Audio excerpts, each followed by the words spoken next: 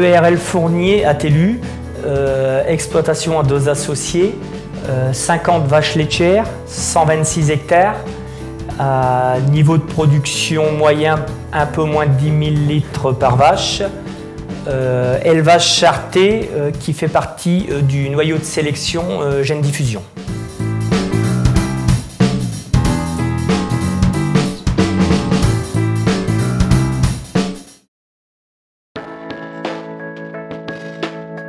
Les raisons principales concernant la sélection sur les taux est en premier lieu le prix du lait.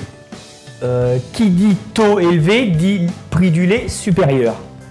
Sachant aussi qu'à la base on fait partie du CETA Salty depuis l'origine et la sélection sur les taux a toujours été le leitmotiv du CETA Salty.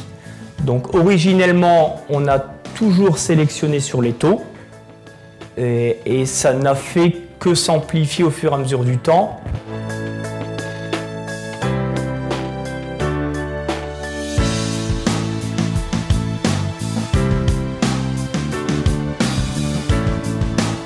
Les taux, pour être maintenus à ce niveau, ne rentrent en ligne de compte uniquement que la sélection.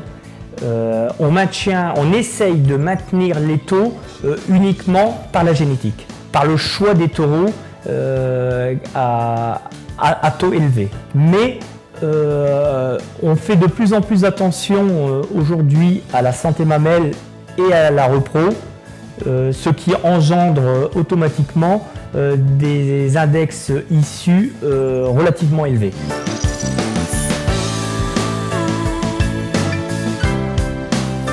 Donc les derniers taureaux utilisés depuis quelques années sont Roumer, Cabaret, Cypripède, Famous Man, Gibson, Triquin et récemment les derniers taureaux sont Itorian, Imola et Ibiseba.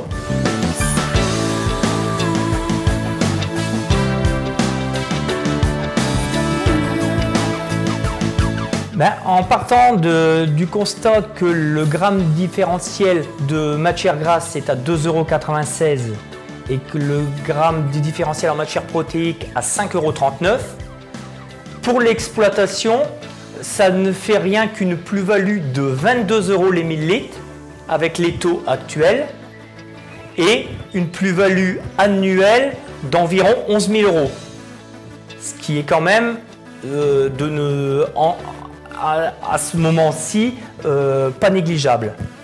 De plus, je voudrais rajouter également une chose, c'est qu'avec la suppression des quotas matières grasses, l'utilisation des taureaux améliorateurs en taux n'engendrera plus une diminution du litrage à produire.